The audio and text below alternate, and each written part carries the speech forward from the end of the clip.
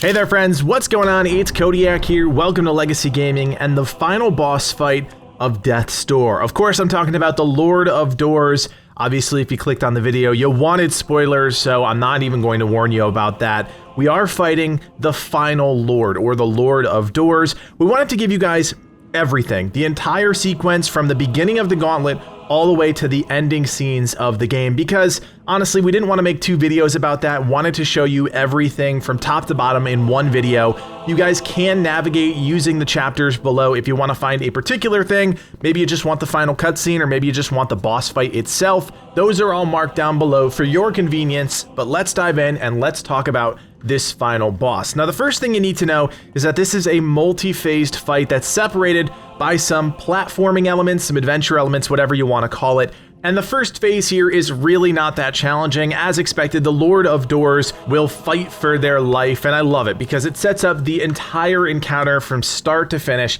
It all starts right here. So when we get through the narration, the fight will immediately start, and the Lord of Doors will basically start hopping around the room and slamming the ground. This is pretty much it. It's a sequence of 3 right here in phase 1, 2 individual slams, and then a slightly bigger jump and a double-fisted slam. So all you need to do is basically run around the room. It's a very tight encounter space, but honestly, there's nothing that scary here. This is probably the most simple boss mechanic that you're going to face in the game. And you're kind of like, why is that? Why is the final boss have this really boring mechanic?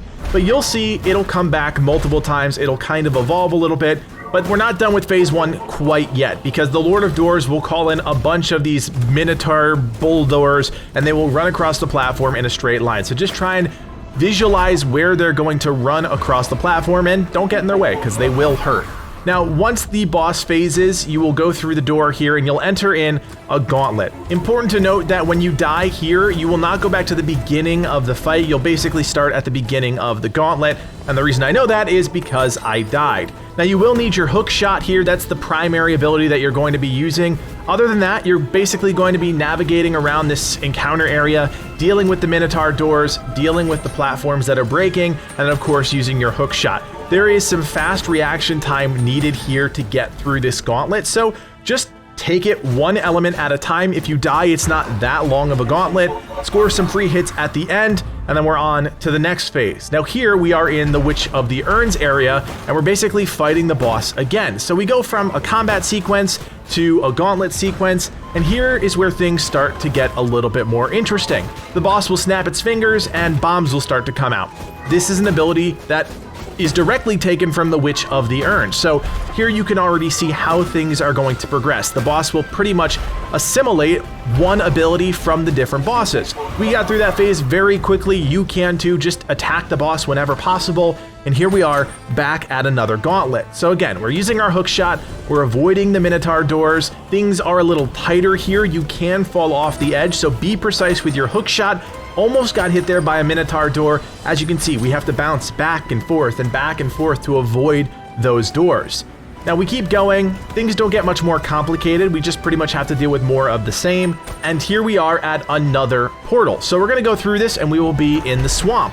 Now the boss will assume some different abilities here. We still have our jump and slam attacks. We still have some other things, but this is where it gets kind of tricky. The boss has picked up an empowered slam. Now the key to this slam is to actually roll towards the boss and the epicenter of that kind of explosion. Now I didn't figure that out until the final phase of the fight, but I promise you, you will see it when we get to that final phase, because it is just the best way to deal with that. Because the fire is moving outwards, the thing that you should be doing is rolling towards the center where it's safe.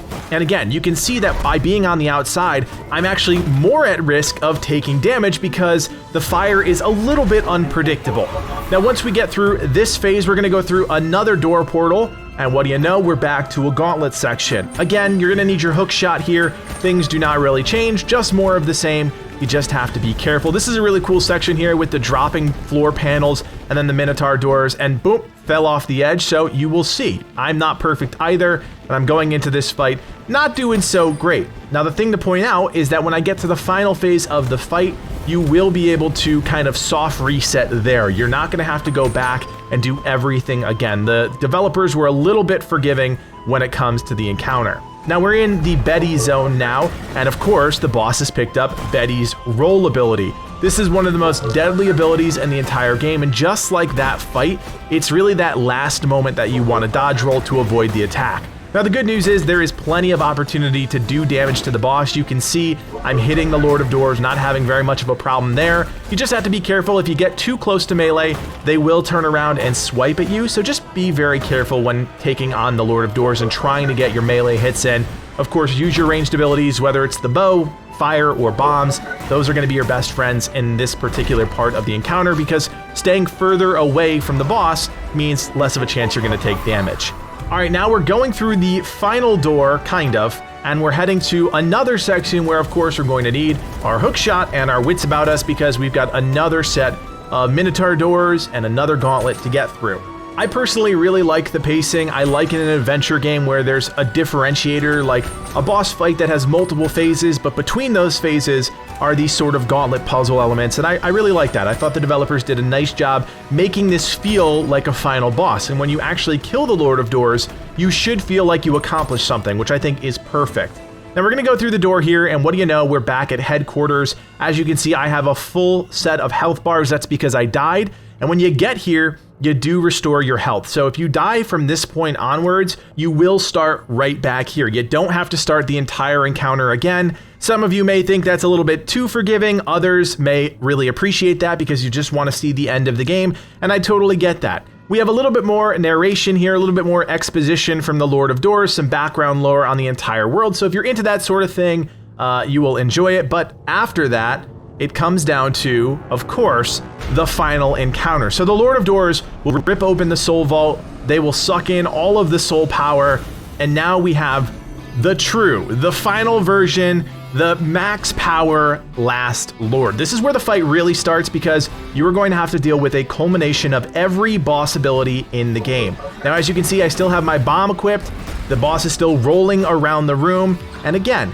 you just have to keep your cool here. You're going to see every single ability that we've talked about up until this point. The roll, the explosive urns. That's a new ability right there. When they clap their hands, you'll be pretty much trapped. You just need to tap a button really quick and unlock your prison. Now, as I mentioned, there's that empowered slam.